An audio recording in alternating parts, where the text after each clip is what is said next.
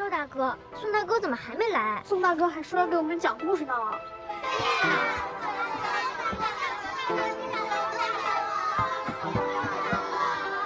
孩子们，不要缠着赵大哥了。沈师傅给大家做了蜜饯果子，吃完了可就没有了哦。你小心。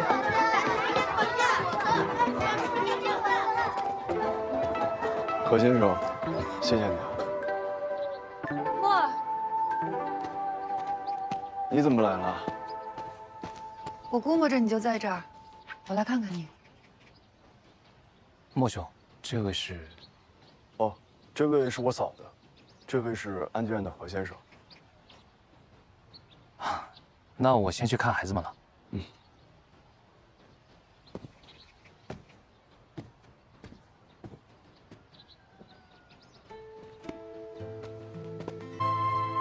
头儿，宋祁煜的尸体啊，有点蹊跷。哎，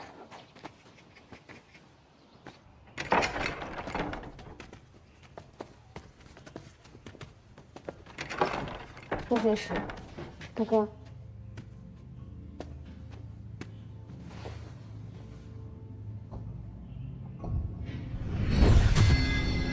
他的致命伤为喉部被割，死后面皮被剥落，比之前的孔二一致。另外，此前发现尸首的腹部隆起，是因为尸首曾被开膛破肚，塞满东西之后又缝合了起来。大概。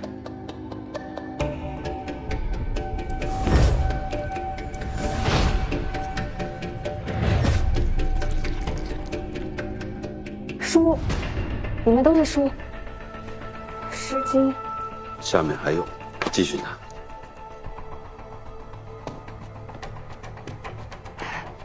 这是《尚书》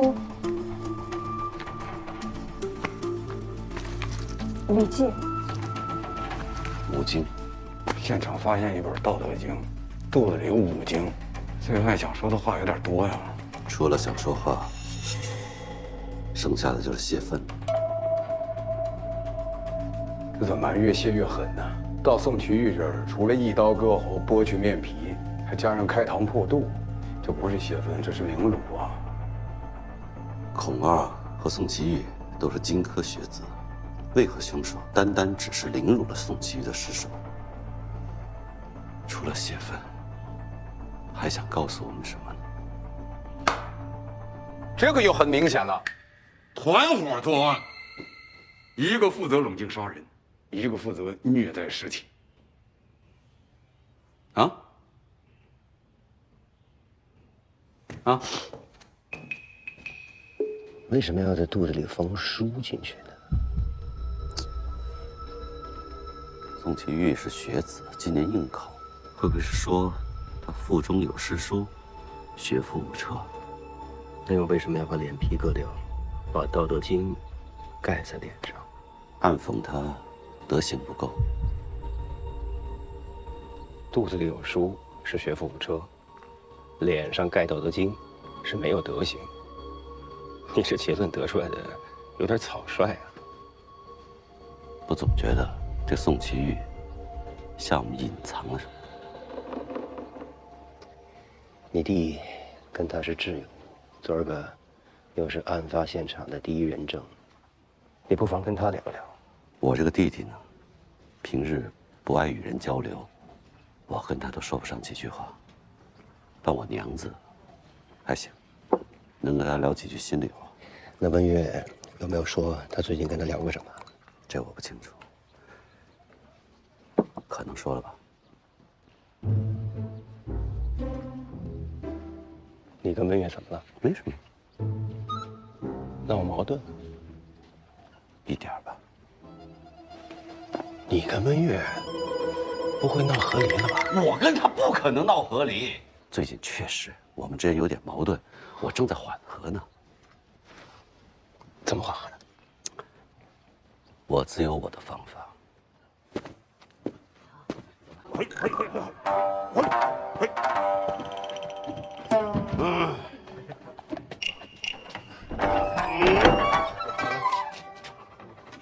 你怎么知道我在这里？连这点警觉心都没有，我早被人暗害了。别怕，父亲是会保护我们的。你有事儿？没事儿。等一会儿。干嘛？放肆！你喝了多少酒？哎呀！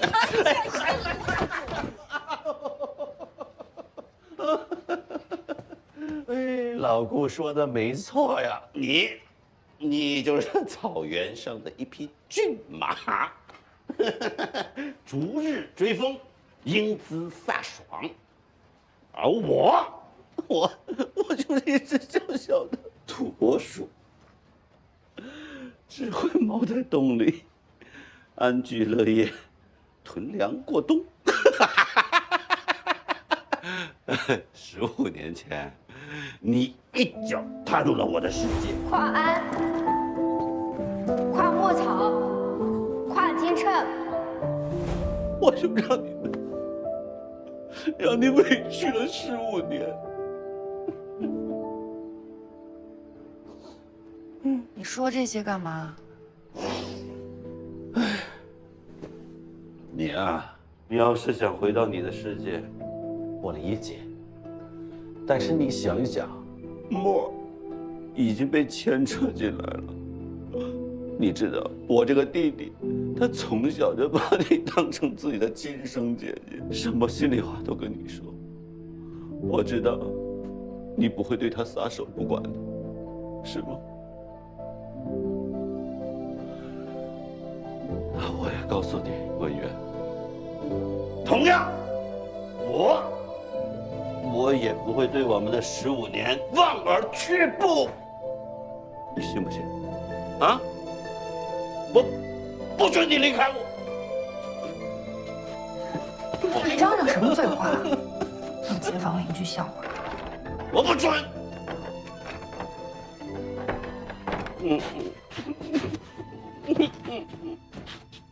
你就在这儿歇会儿吧。坐下，坐下。娘子，土拨鼠的洞穴里不能只有一只土拨鼠。土拨鼠长啥样啊？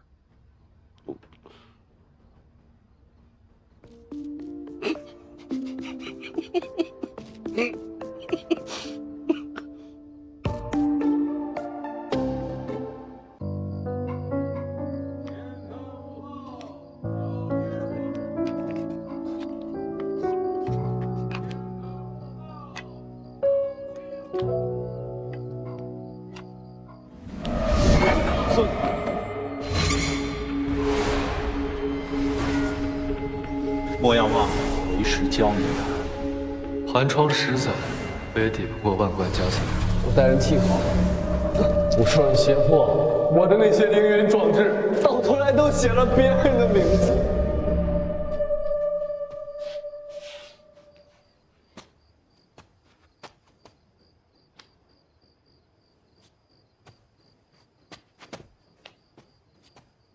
二哥，你怎么起那么早啊？这不是才寅时吗？你该不会1个晚上都没睡吧？早点睡啊，早点睡。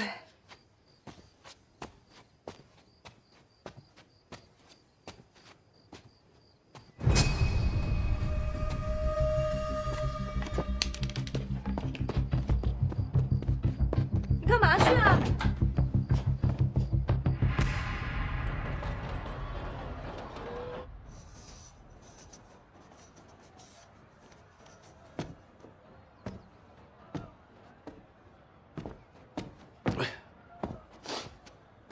亮子，你怎么起来这么早啊？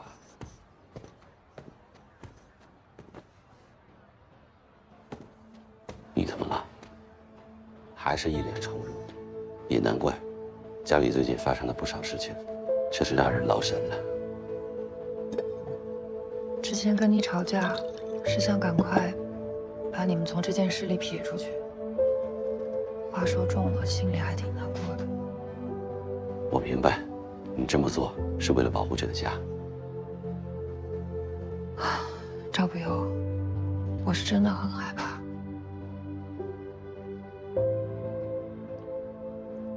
20年前，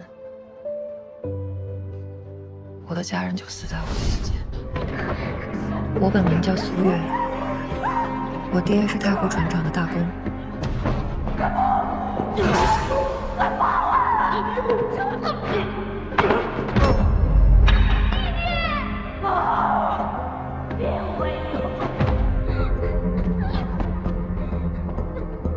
之后，官府发了公告，说是贼寇所为，你在缉拿中被诛杀。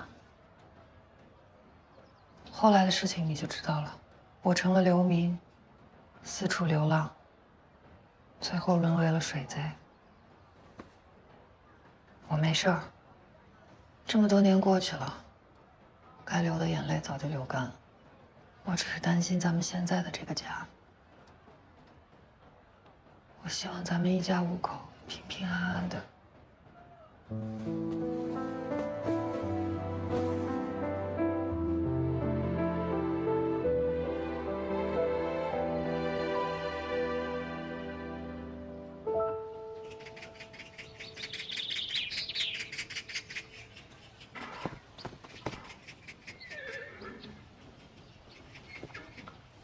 哎呦，哎呦，这是有喜事儿啊！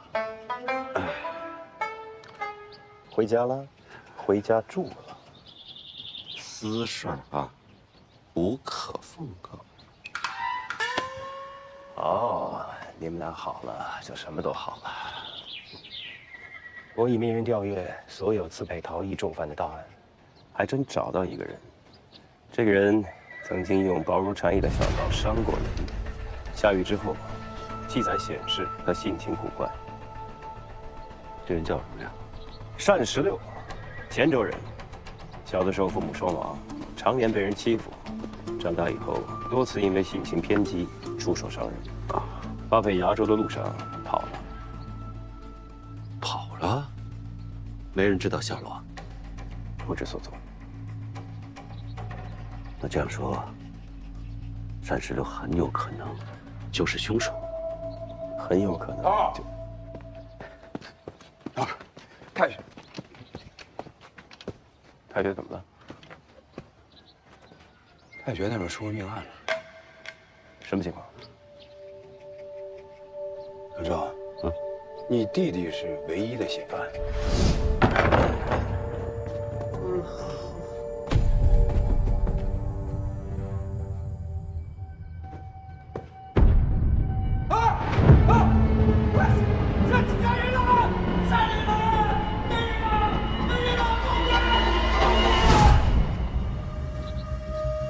赵默，对，老公不可能。别急，赵不要慌，官府，赶紧去散铺通知温月。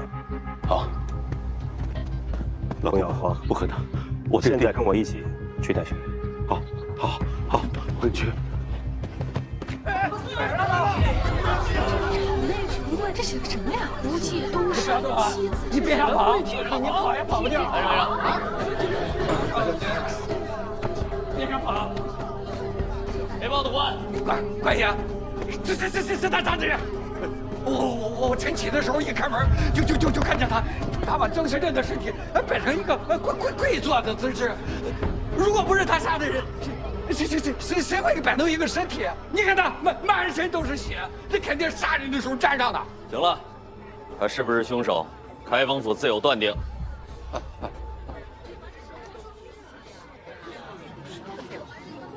来人，把人押回去。是。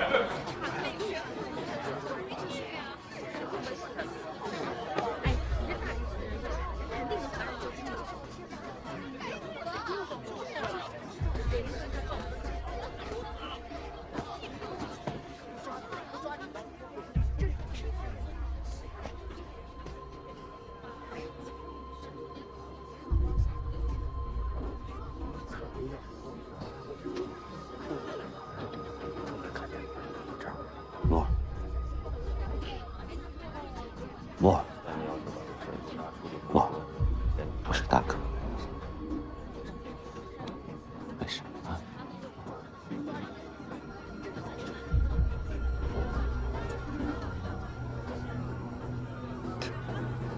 大哥说说，发生什么事情？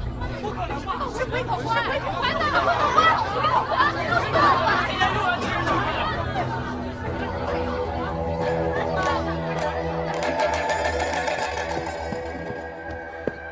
为什么我们俩不能进去啊？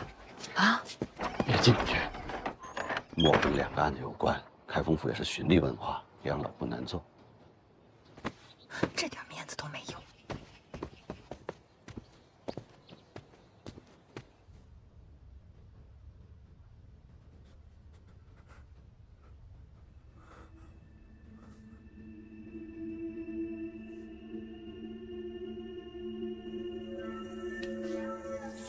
成儿，说说吧，到底怎么回事啊？我其实早就知道宋祁煜被人逼迫替考。宋祁煜替考了，替考一事为何不早说？昨晚我一直回忆，我突然想起高考当天，他们其实露出了端倪。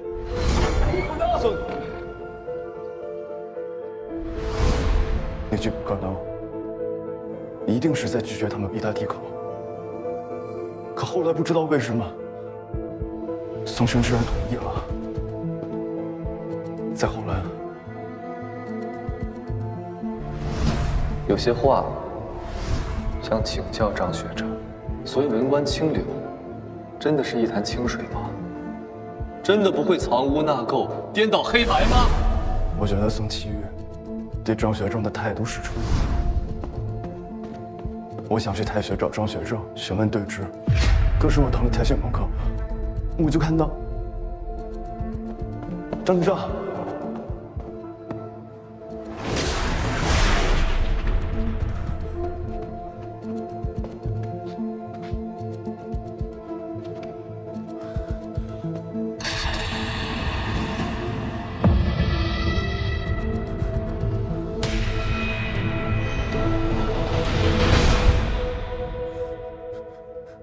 我记得宋兄尸体上的伤口，我想看张美身上是不是一样的。之后，那个老翁就推门出来了。之前死的那个口二，宋祁煜说，他也是今年的替考学子。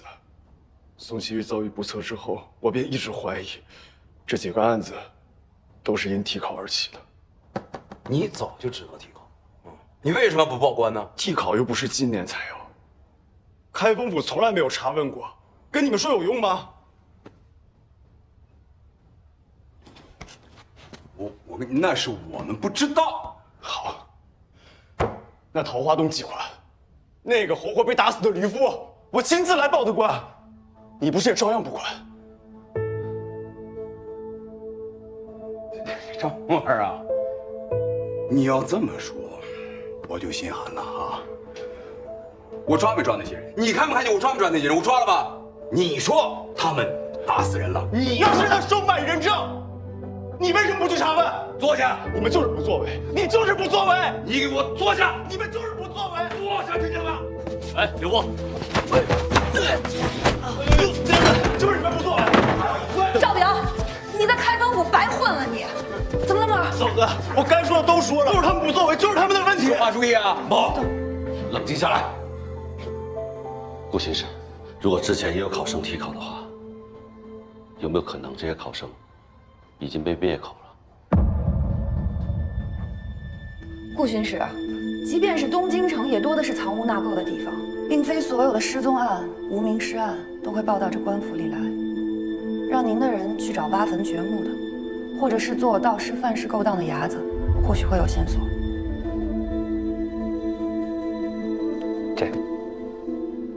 我再去把这10年失踪学子的案卷再复查一遍。好，我去礼部搞近期届的考生名单。魏人，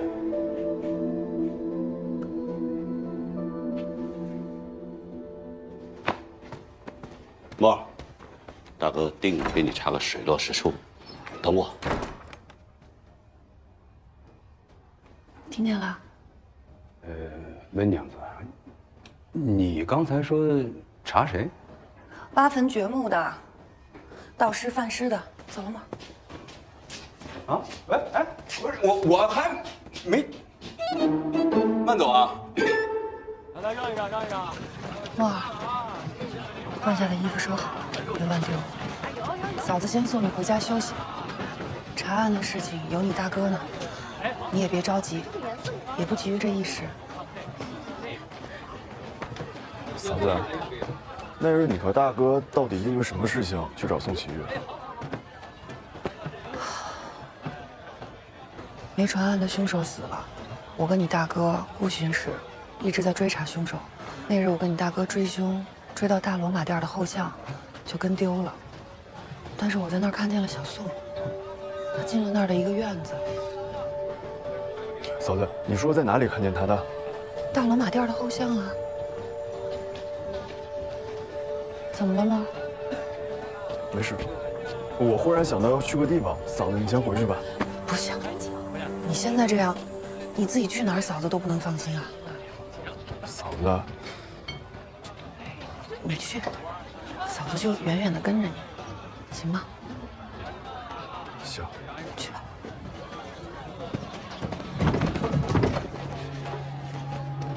哎，看一看我这匹马，又能拉货，又能赶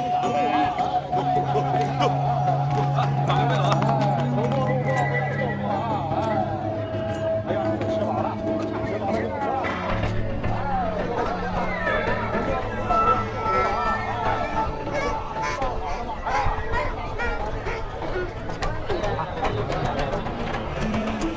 哎，林姐，请问您认不认识一个叫宋启玉的人？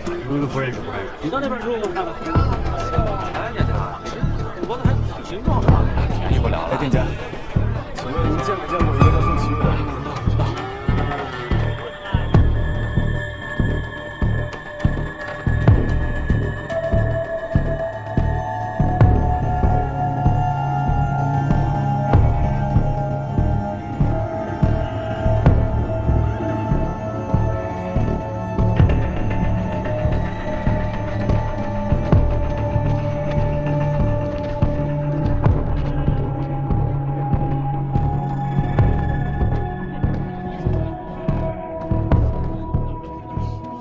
菩萨，小老儿一生归行举步，做的可都是好事，求菩萨真人庇佑，可别叫归考官前来勾我的魂啊！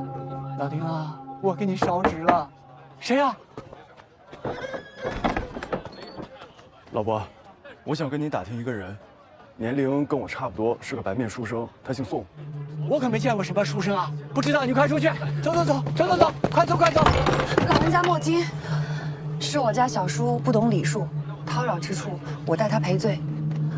东京城这几日不太平，一连发生几桩命案。哎呀，我不知道。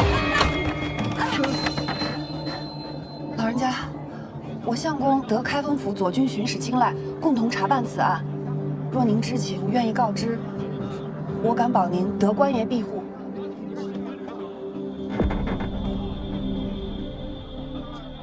来，进来吧。老伯，姓宋的年轻人是不是经常来这儿？是啊，小宋郎君来我们院儿来找老丁。老丁这个人啊，老实，话少，可是命不好。刚来我们院儿做工就伤了腿，幸好啊，他赶驴是把好手，虽腿脚慢了些，但踏实肯干。这样他每个月还能拿些工钱。这小宋郎君啊，总是来瞧他，给他一些补贴，他的日子过得还可以。若是因为这件事，他不用对嫂子说谎。这件事情也不是什么丢人现眼的事情。老伯，啊，为何您听到我叫他的名字就着急回去？你说小宋郎君被杀这事儿，我们这儿的人都知道，凶手啊到现在都没有落网。我不是怕招惹是非吗？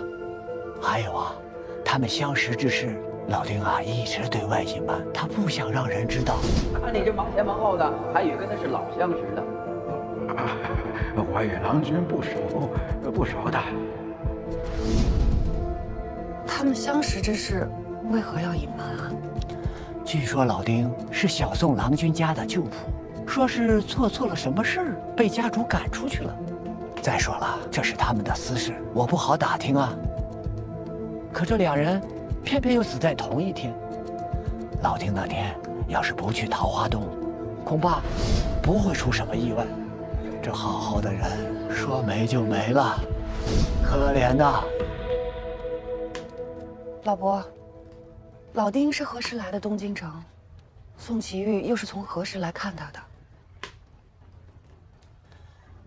年初吧，老丁孑然一身，直到伤了腿以后，这小宋郎君才来的，但总是在夜里来瞧他。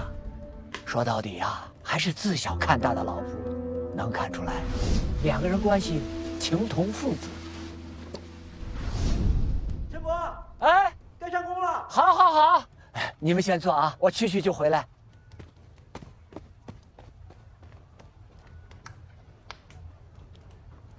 墨儿，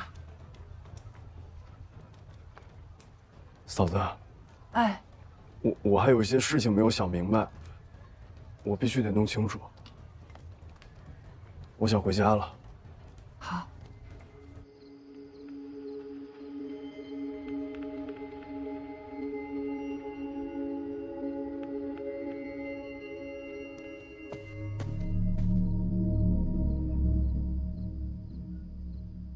二哥，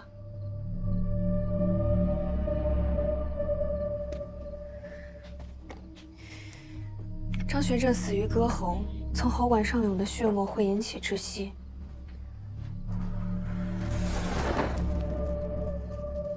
所以那个血书根本就不可能是他自己写完的。他的死亡时间应该是在卯时，天微微亮的时候，你正好出去。那个时候，凶手可能刚走。你真的什么都没有看见吗？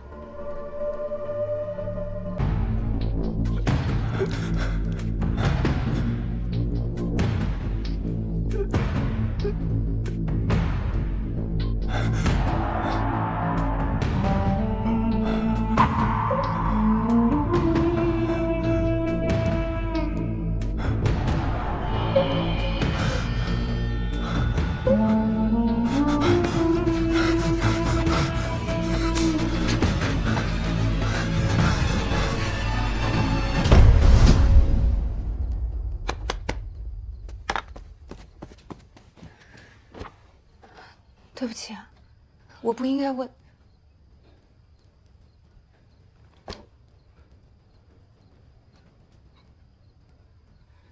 你放心，大哥他们一定会查明真相，还小宋哥一个公道的。啊，还有，也该让小宋哥的家人来一趟京城了吧？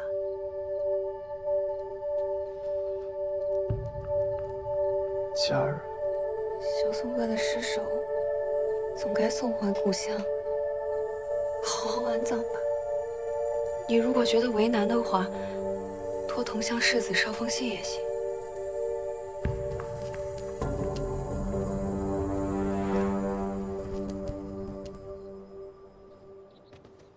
问题是，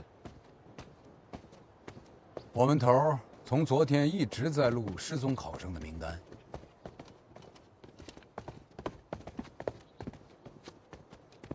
去哪儿？找顾巡使啊。那儿了。啊。哟，老顾，一宿未睡啊？这是我托关系在礼部找到的这几届应考考生的名单，全都在上面了。啊，这是我整理出来的近10年失踪的学子名单。这份失踪学子名单上的每个人。刚好就是这个名册上缺考的人。真的假的？头儿，我考他一考。广西南路白州李彤缺考。夔州路开州孙敬书缺考。襄阳府均州于九缺考。可以。行啊。这些人都是至今下落不明，对吗？失踪啊，肯定找不着了。有没有可能失踪的人全部都已经死亡？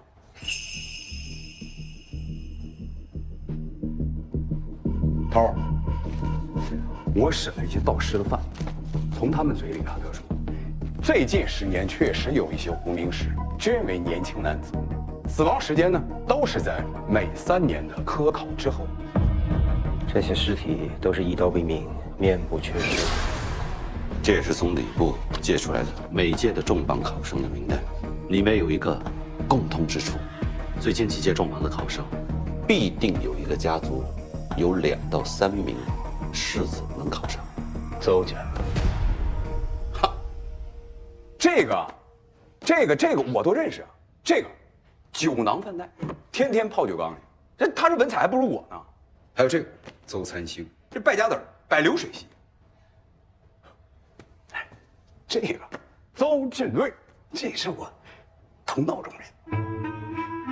我不是老去那个百花阁找那个小秋月吗？站住！哎呀，你让开！我们邹家是百贯找你们寻我们家郎君邹庸进，哎，就想见顾巡使一面不行？去！哦，喊什么喊？我们顾巡使一夜都在里面忙着呢。不是，就这么几个人，你们有消息？邹家今年有考生吗？2名，一个叫邹叶青，另外一个邹庸进。中了，反而失踪了。往年失踪的学子尸首全无，或被抛尸荒野。但宋祁煜，可他却偏偏死在了自己家里，就好像就怕我们不知道一样。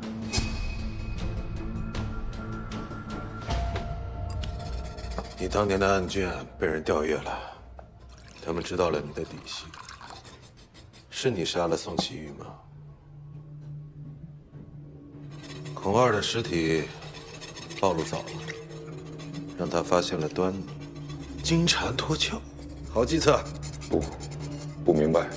不需要你明白，你只要知道把今年逃走的老鼠都处理干净，你就可以南下回主家了。你不是一直想见主人吗？回家。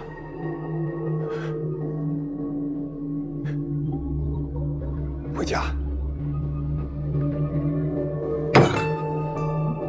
回家。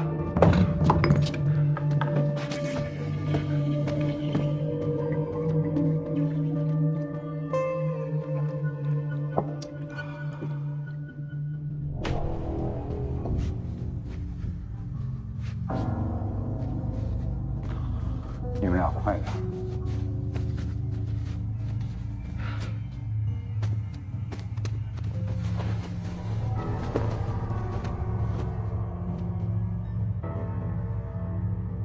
姚和，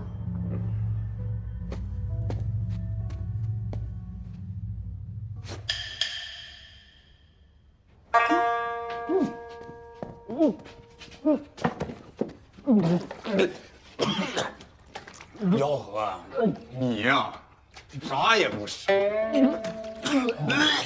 你们看啊，姚和的嗅觉比我们都要灵敏，他能吐成这样，说明这个尸体真是太臭了，而且不是正常腐化后的腐臭，而是一股酸臭。此人平时因大量饮酒。我大宋男子，日日吃酒也算正常。但小宋哥平时不饮酒。哦，我听邹家那个护院庄强说啊，他们家郎君是不喜文武，天天喝酒，就胖在酒缸里。这个尸体确实是有问题，他的身形跟小宋哥是相似的，但是他皮肉细腻，不像。而且他的手掌间没有丝毫劳作痕迹，也没有握笔的茧。此人生前应当是一个养尊处优的公子哥。是。邹庸进身体上有什么别的特征？庄强说他养尊处优，每日出门香车软轿，佣人前呼后拥，没说。哦，说他小的时候骑马摔过，肋骨骨折过，他那很小啊。现在还能查得出来吗？按理来说，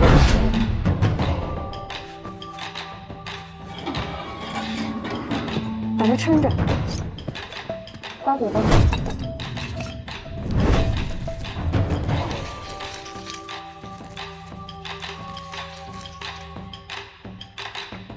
有了，肋骨是有一道细小的旧伤，应该是小时候摔的。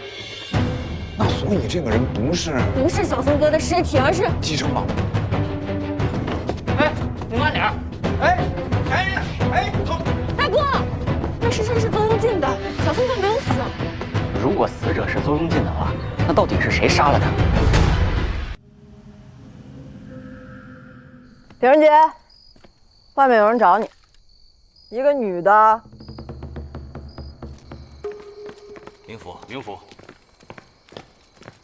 明府，真是辛苦娘子了，一会儿到家久等。明府，那日未能唱完曲儿，明府便睡了。先将腾宫诗集奉上，待日后一一唱给明府听。唱什么啊？什么日后？你们俩什么时候认识的？娘子有心了。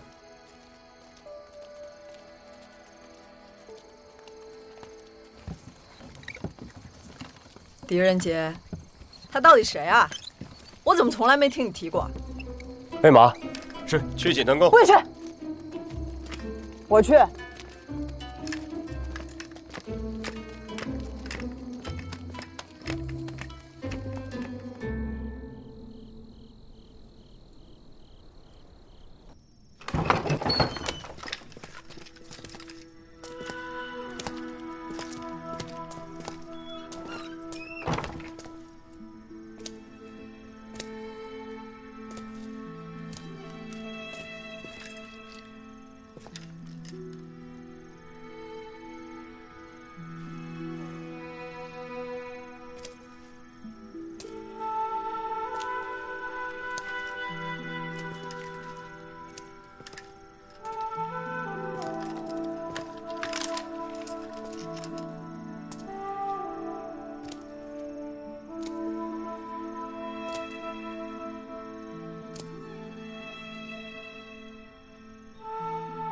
腾公可曾觉得夫人看起来有些奇怪呢？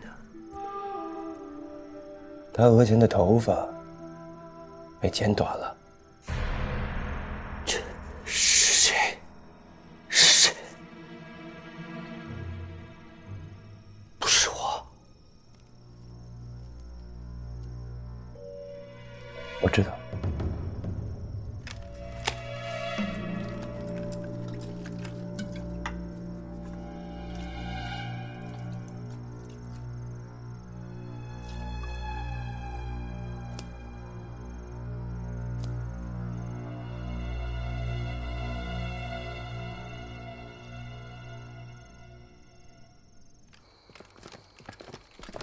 明府，腾公，明日一早我会登门送行。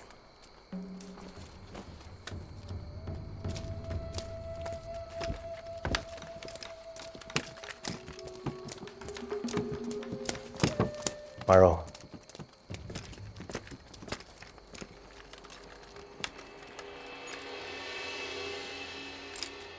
不许出半点差池。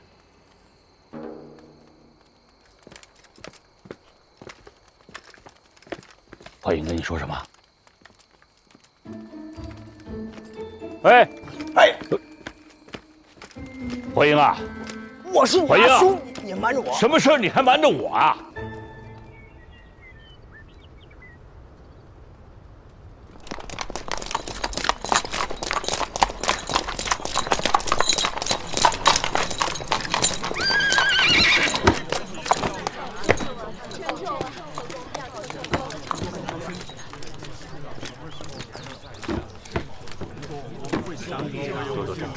华英，华英，你若再不出现，我就见不到我了。不会的，今日你一定能够见得到我。齐平呢，也一并带走吗？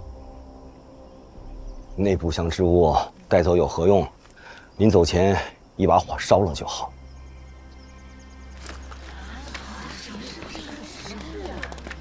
那七瓶是腾公与银莲夫人爱情的重演，烧了的，不是把腾公与银莲夫人的爱情也一并烧掉了吗？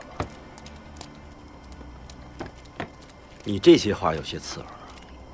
我与亡妻的感情，天地可见。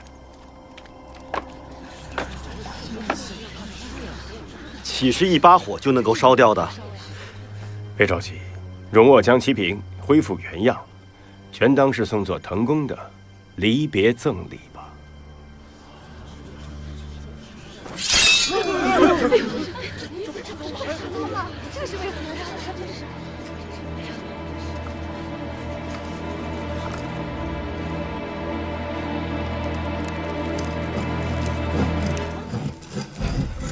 这上面的漆掉了啊！这能刮掉了？快走！这里面还有工厂，这怎么回事？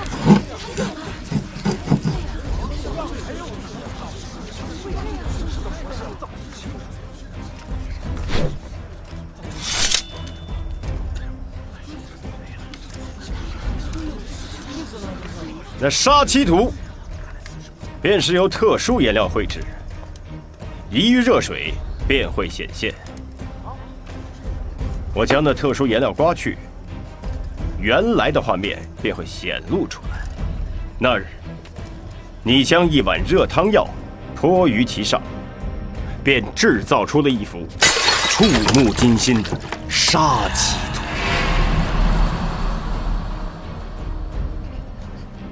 那日我疯癫之症发作，举止失控，不记得了。当真是犯了疯癫之症吗？不然呢？难道你要说我是故意将汤药洒在漆瓶上？就是这个意思。你先让漆瓶变化，再外传鬼祟邪说，让疯癫之症发作，迷失心智，杀害银莲。腾公，这便是你的计划，杀害银莲夫人，得偿所愿。因疯癫之症杀人，大唐律令、民心、民意，便都站到了你这一边。银莲是李翰所害，这是你冥府断的案。我是说过，找到李翰便会真相大白，我可没要你杀人灭口。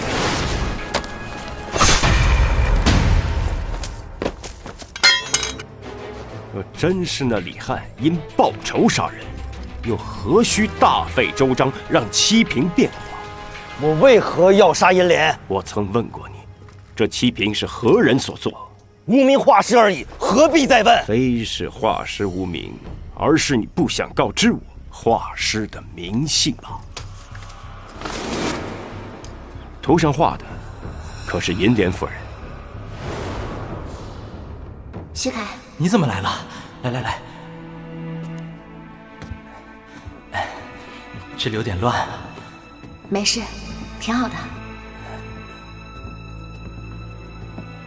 屏风画好了啊，快好了。这是金榜题名。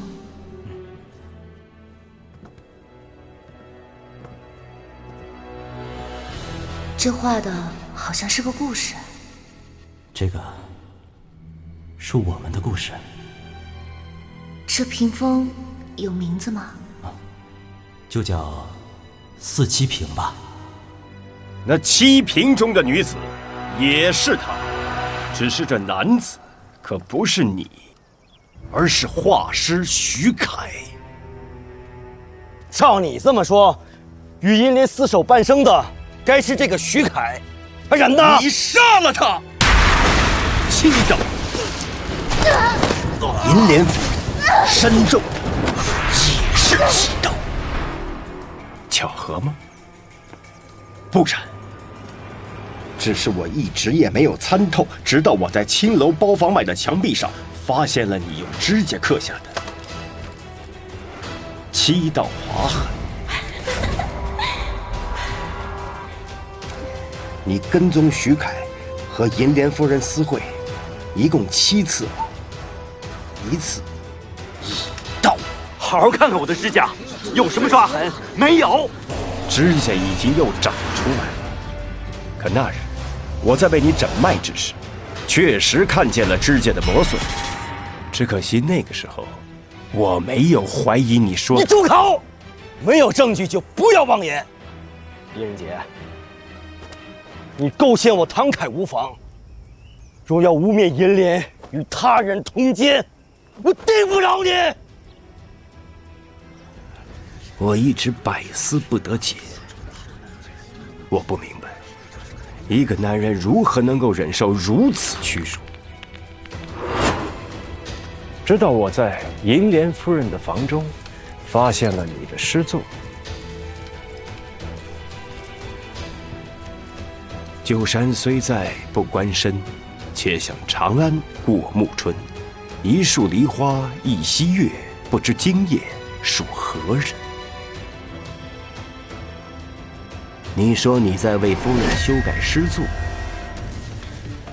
旧山虽有不关身，且向长安见暮春。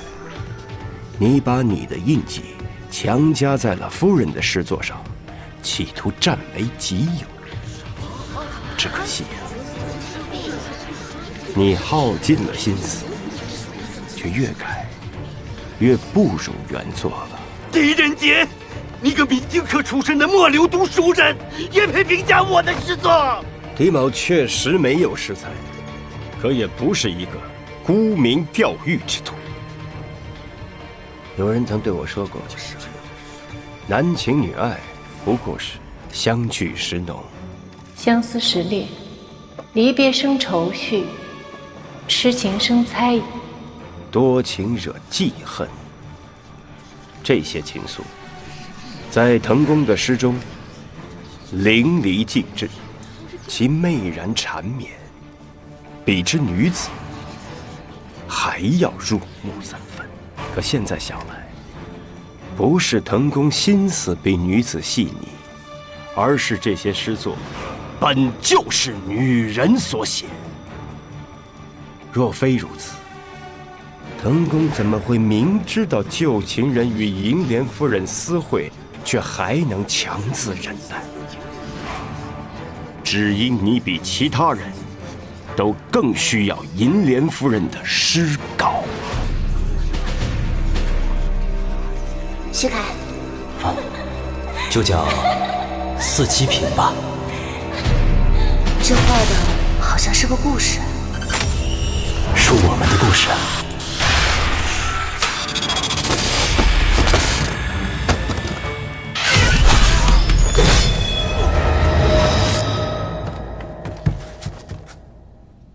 狄仁杰，你给我滚出去！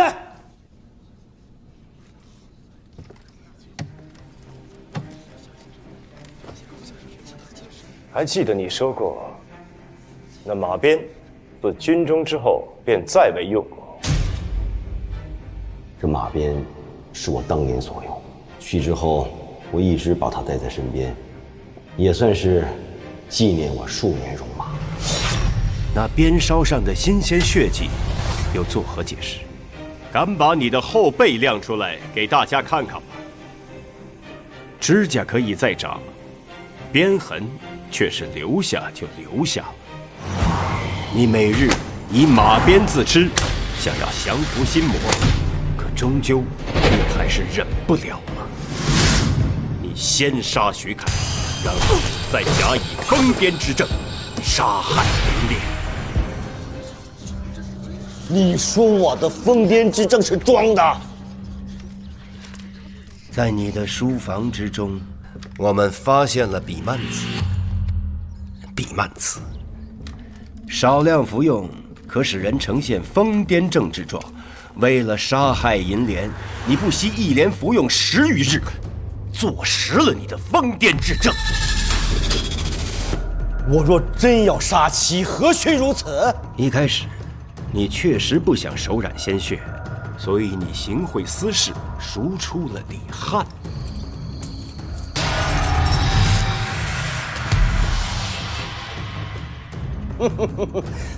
你的话越发不着边际了。我唐侃在蓬莱无人不识。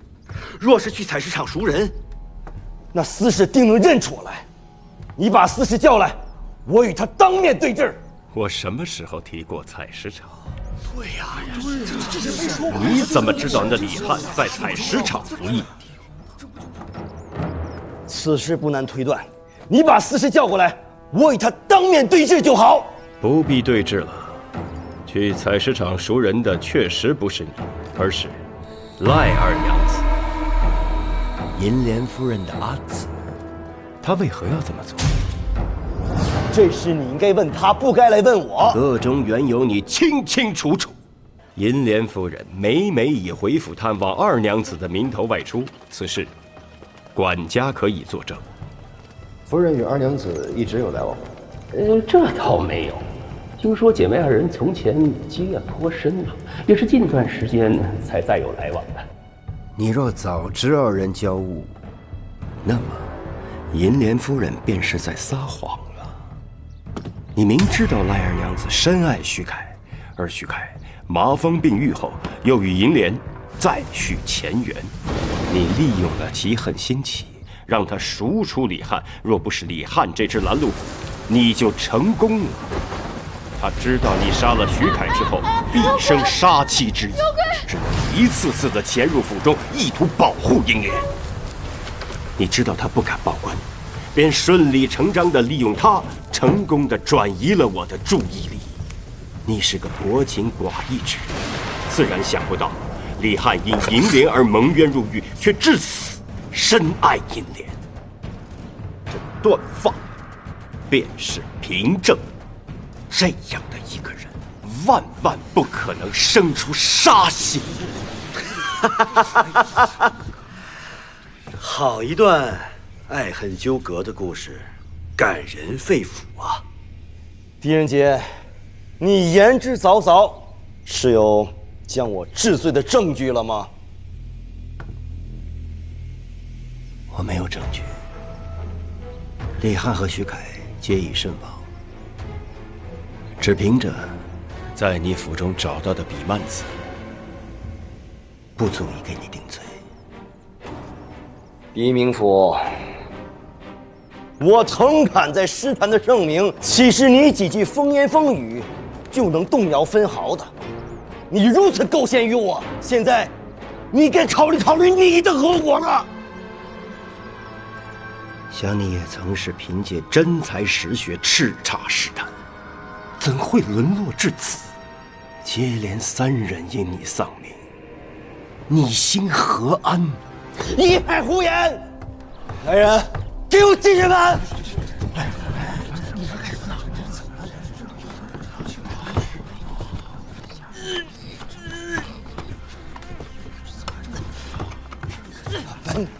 啊！踩！变成石头！石稿呢？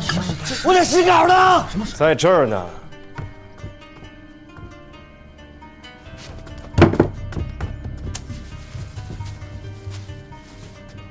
其他石稿呢？我其他石稿了。在去往长安的路上，是我吩咐马荣入得府来，将他们都替换了。这些诗稿都是银莲夫人的笔体，是你还未来得及誊抄之作。你每日假装悼念，将自己锁在夫人房中，其实是在翻找遗作。我治不了你的杀人之罪，可你用银莲的诗作金鸡夺魁，欺君之罪，你照样难逃一死。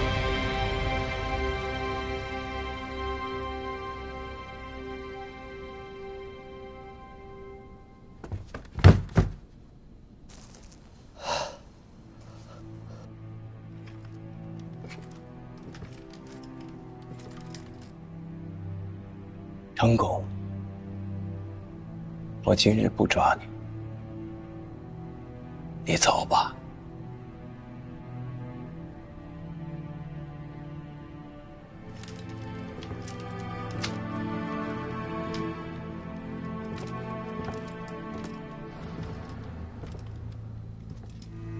可是你要记着，今日之后，你的一切虚名就是个笑话。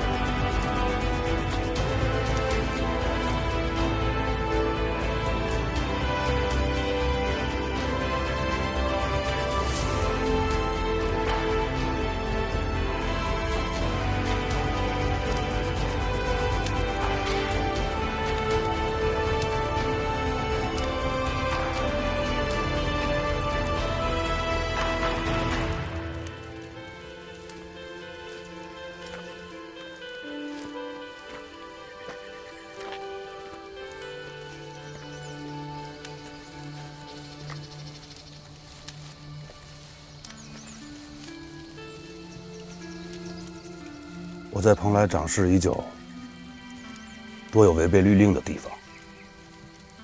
狄仁杰打算怎么处置我？他说：“你输了，以后蓬莱县，你管得的，他来管；你管不得的，也由他来管。”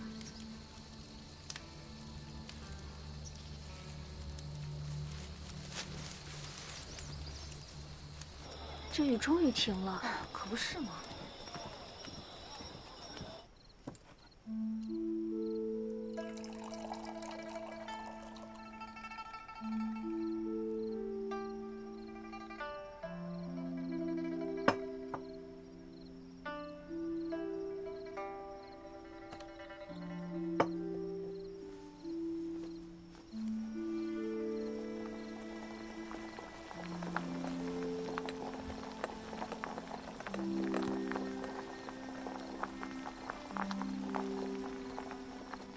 红杉木做的。小时候在长安，有一户人家，千里迢迢从剑南道运了一棵，种在自家院子里，又高又绿，可老远就能看到。天地入长夜，生死两茫茫。第一次做，要是不趁手，我再改。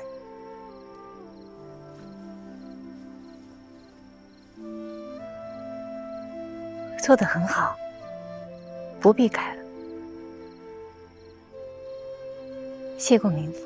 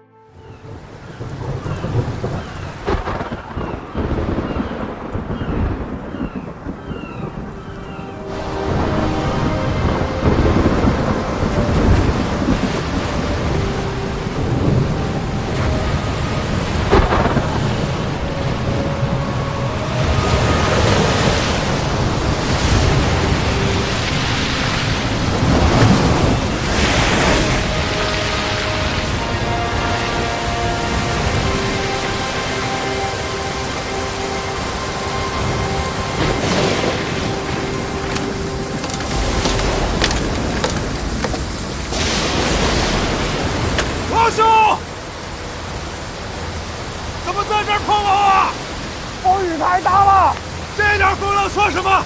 当年老子远征辽东，比小山沟的大浪都见过。你小子不会有诈吧？放心，这场好业我王立德跑了10几趟了，相信许了万年船。其他的兄弟呢？我让他们回去休息了。行啊，我去瞧瞧。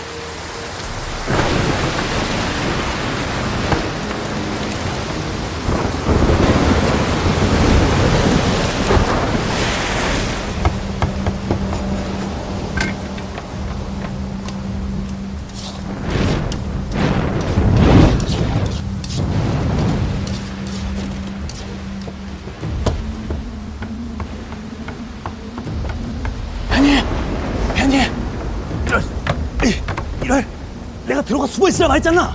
배가 아파서 그랬어. 내가 이 배는 정말 무섭다고 말하지 않았나? 선원들이 모두 칼을 차고 있는 걸 보면 분명 그 도적들이네. 아니 알겠는데 만에 하나 이 선원들이 내가 자네를 다니고 이 배에 탄 걸 알게 된다면 분명 자네 모가지를 베어버릴 걸세. 아 버리자. 알겠어. 자. 이걸로 해결하시고, 이걸 해결하시게.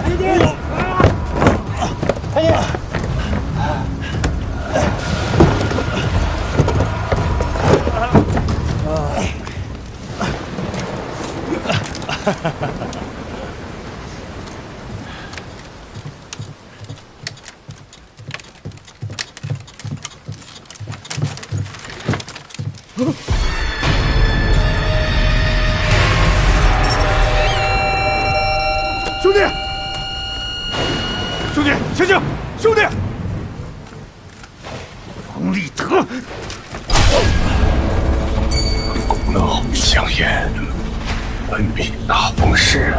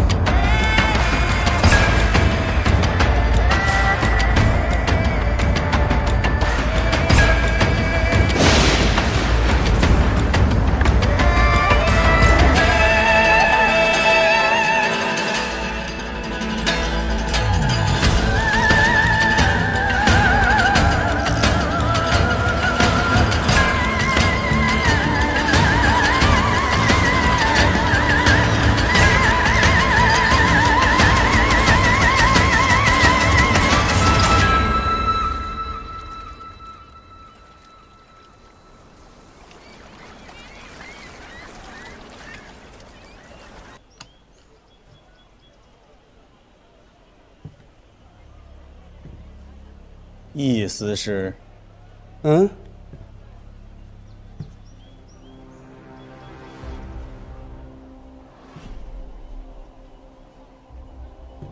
我忘了，这是孝敬刘中士。白凯，你们顾船主准备了不少好东西啊。刘忠实远道从京城来替金上采办，听说他还是皇后的亲信，咱得招呼好了。是。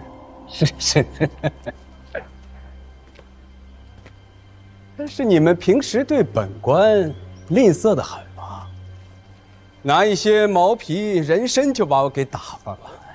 意思是说笑了，你是掌管码头的市舶使。顾船主家的哪船货物进港敢忘记打点？你意思是啊？再者，我还听闻刘忠实此次来意不善，咱把他伺候好了，以后大家才有钱赚，是不是？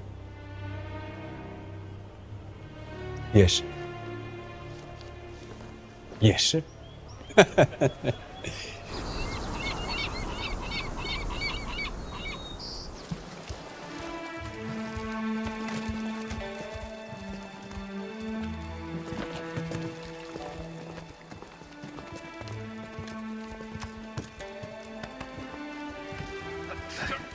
管英，管使。京城一别有1年多了，我还记得那个时候，在悲欢亭外为你送行，亭外一片落花，真是令人惆怅。那个时候我便在想，何时何月何年何地，才能与你重逢啊？我在这海域边地不是也挺好的吗？你瘦了，你怎么瘦了这么多？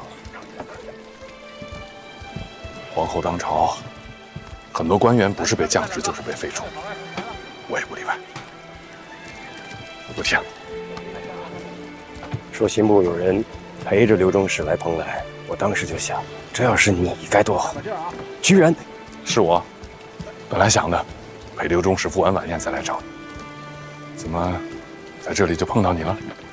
我是来这儿堵一个叫顾梦斌的船东，因为一个小案子，我传唤了他3日，他都避而不见。顾梦斌，这么巧，今天晚上做东的就是他。顾船主到。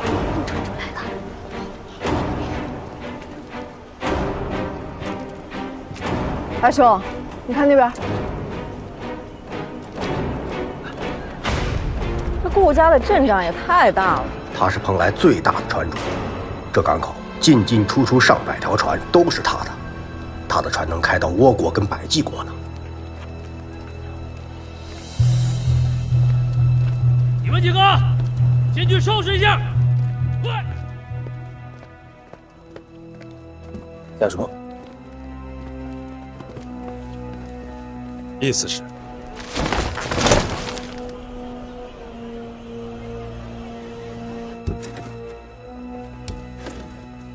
哎，这么好的东西怎么拿走了？意思是，今天晚上在刘忠史面前，绝对不能提黄金，尤其不能提百济金几个字。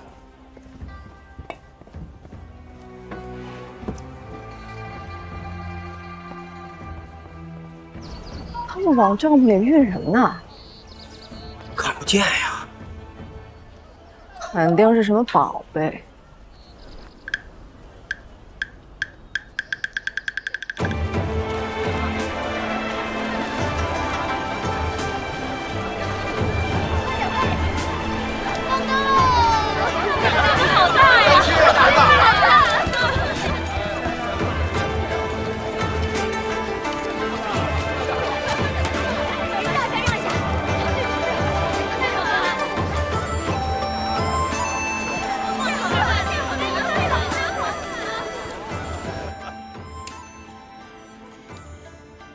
小民冒昧得知，忠史入宫侍候金上和皇后之前是在海边长大的，便斗胆将这宴席设在此处，愿忠史开怀一醉。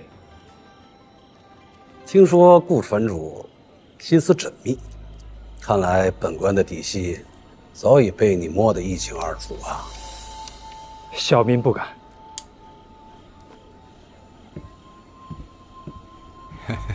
忠史。下官在市舶使，主管海外进来的货物。不知刘忠史此次来，要采购点什么？这要看蓬莱有什么了。啊，都是些微薄之物，恐怕入不了金上和皇后的眼。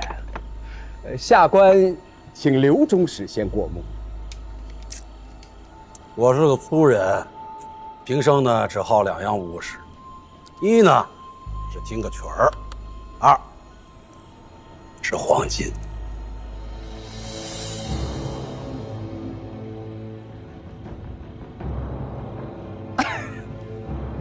忠史说笑了，蓬莱不产此物啊。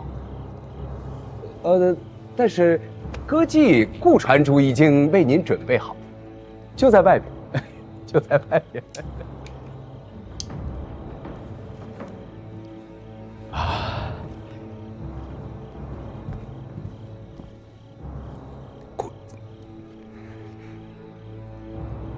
顾船主啊，还给您准备了一些薄礼，希望忠史笑纳。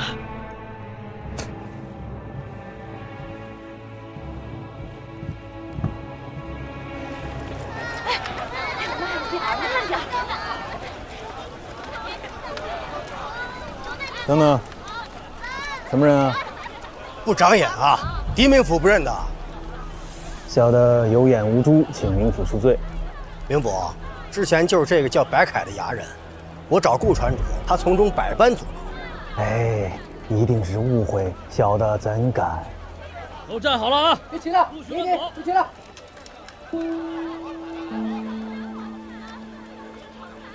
常年子，狄明府，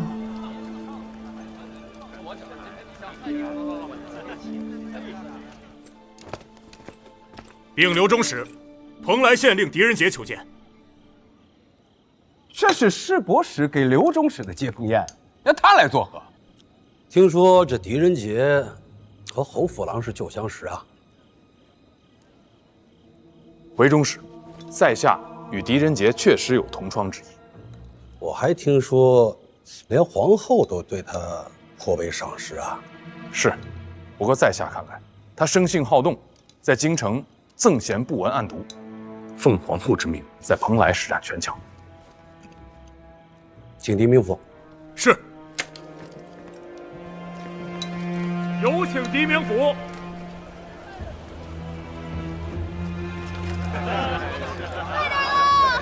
慢点跑！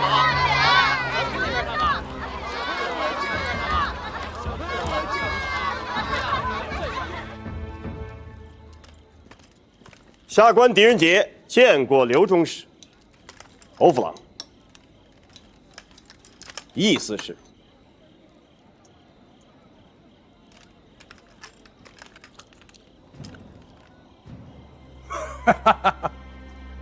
师伯使是五品官，比七品县令高啊。坐。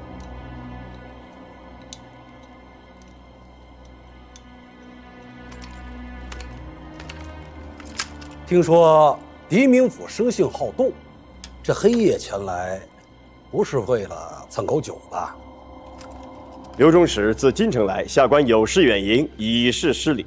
哎，不要说这些客套话，我是个粗人，想必狄明府是为了公事而来吧？侯府郎把你捧上了天，我倒是好奇了。哎，没见过县令断案，如果你有公事，就在这里办，让本官看看。下官从命。刘中使，咱们还是先听个曲儿吧。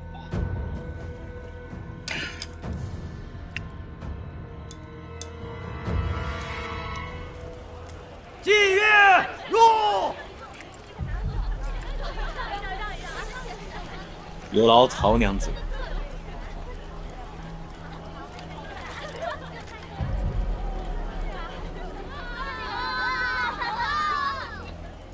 此画中人叫王内德，据说是顾船主手下的一个衙人，负责转运海外货物。狄明府，我早就跟你派来的人说过，我手下没这个衙人。哎，娘子，给刘中使弹一曲。